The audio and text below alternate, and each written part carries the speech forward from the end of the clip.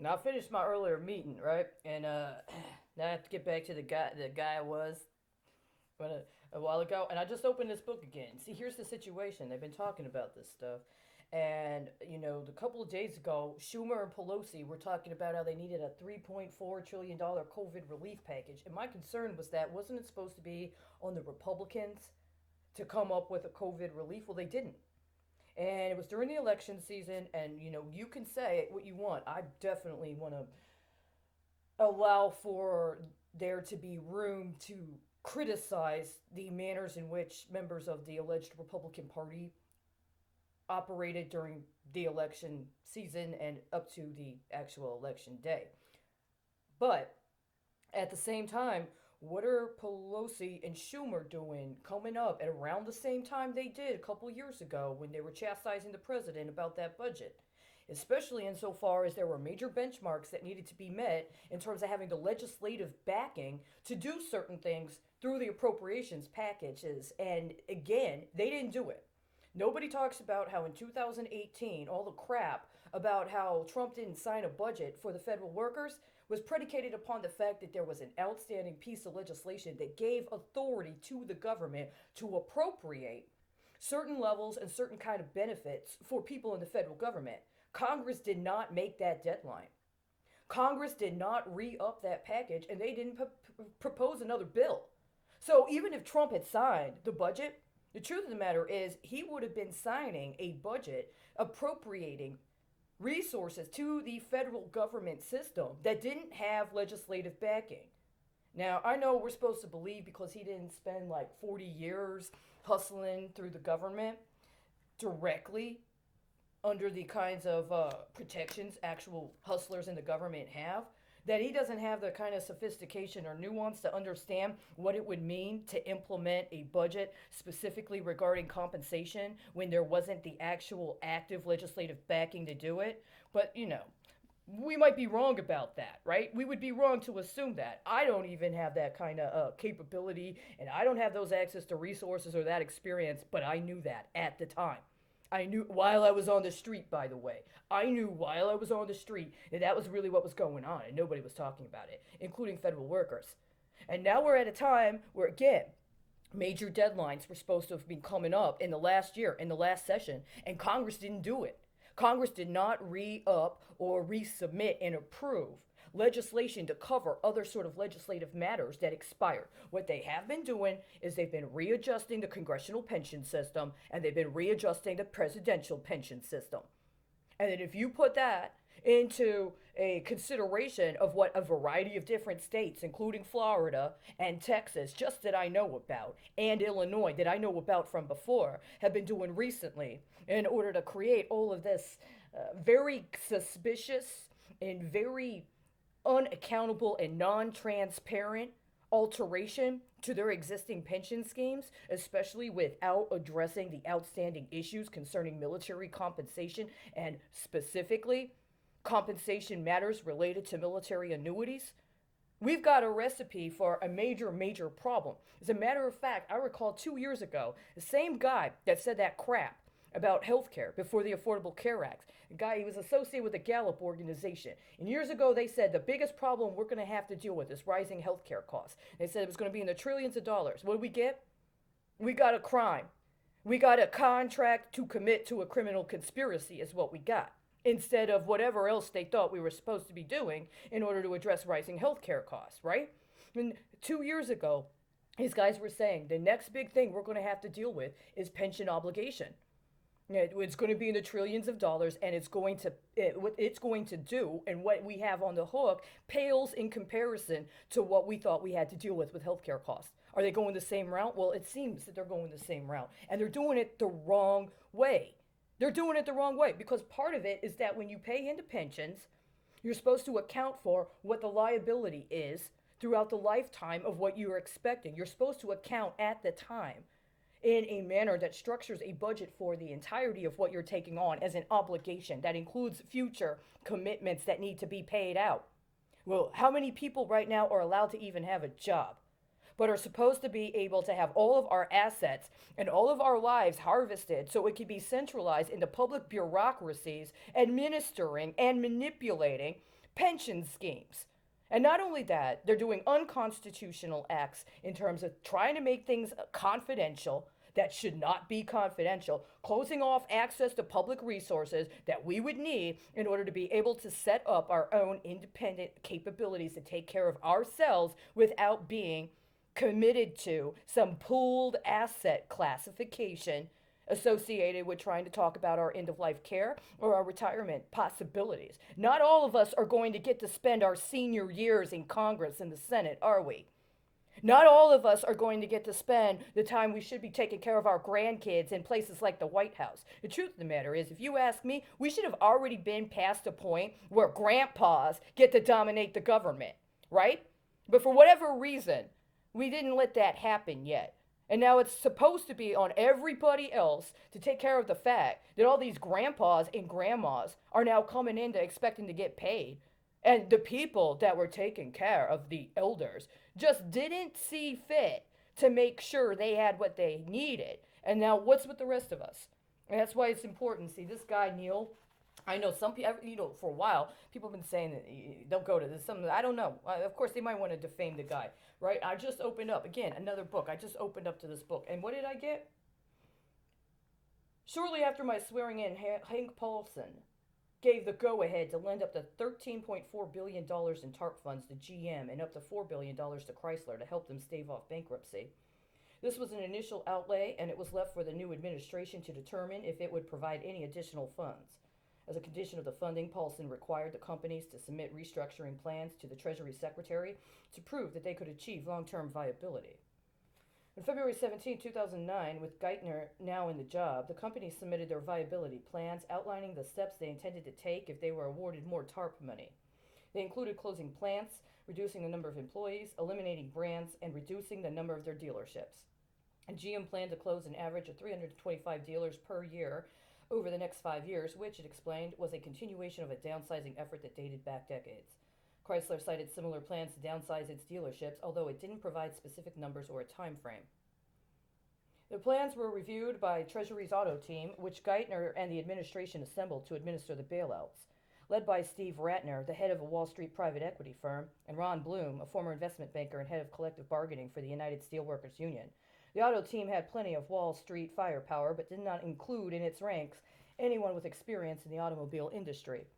On March 30, 2009, the team rejected GM and Chrysler's viability plans, identifying 5 key highlights about the problems they had found with the proposals.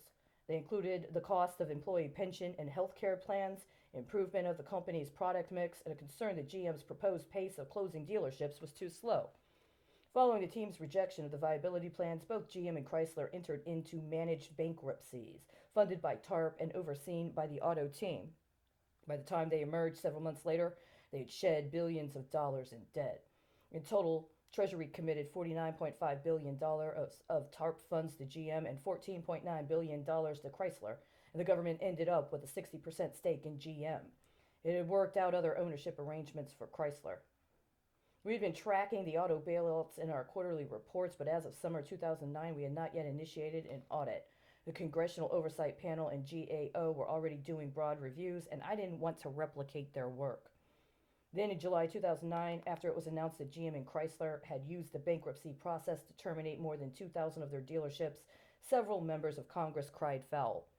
Senator Jay Rockefeller, for example, said it was just plain wrong to, quote, leave it to local dealers and their customers to fend for themselves with no real plan, no real notice, and with no real help, end quote. Meanwhile, pundits on the right began to speculate that the administration had executed the bailouts to reward their Democratic supporters in the unions and to punish the largely Republican-owned auto dealerships. That's exactly where we are right now, isn't it?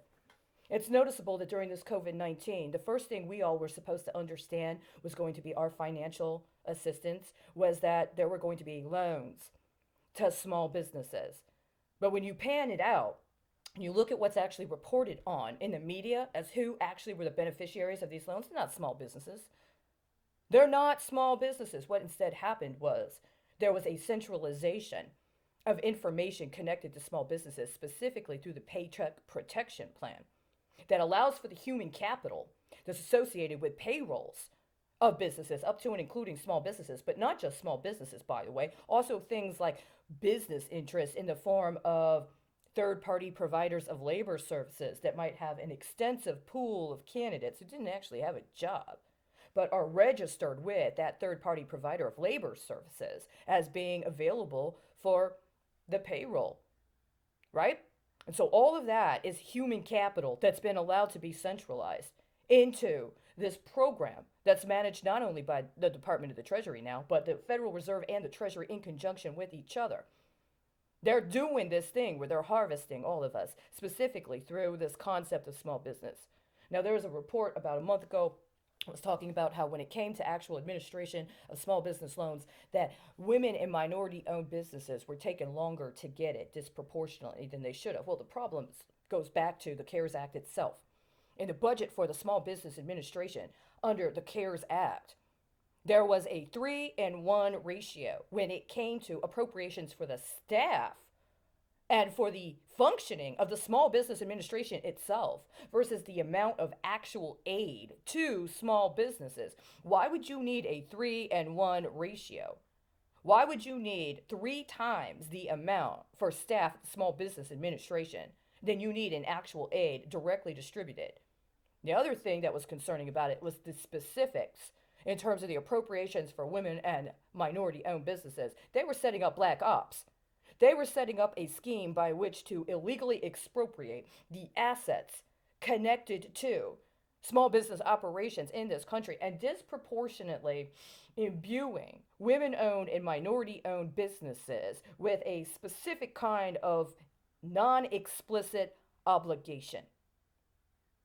Now, if you're building a war machine, then there may be ways to go about doing it if you're actually going to go to war. But then you have to have a just cause for war. And then you have to have a process whereby you engage in organizing support and consolidating resources for war. They've refused to identify COVID-19 as anything else than a health pandemic. Why did they not let us know that this is a terrorist attack and that insofar as it's a terrorist attack, we have just cause for organizing ourselves for our protection and then taking whatever the effective offensive and defensive measures are? That's not what they did. Is it because it is, as I suspect, a terrorist attack that was orchestrated by people in the United States who had every intention of intentionally bankrupting the federal government so that once they did that, they would then be able to hijack the government and apportion it out in manners that would allow for their select elite to subvert constitutional process and consolidate our assets while we're dispossessed of any political rights? It might sound a little incendiary, I'm sorry. But this kind of sounds like what's going on. This concept of these corporations that get to consolidate our assets as part of these large investment paradigms they're concocting right now. And then what are they going to do? They can't support all of these outlets. And what are we supposed to do when we keep getting delayed and delayed and delayed in what they call relief? They've restricted what you're allowed to do as a business operation.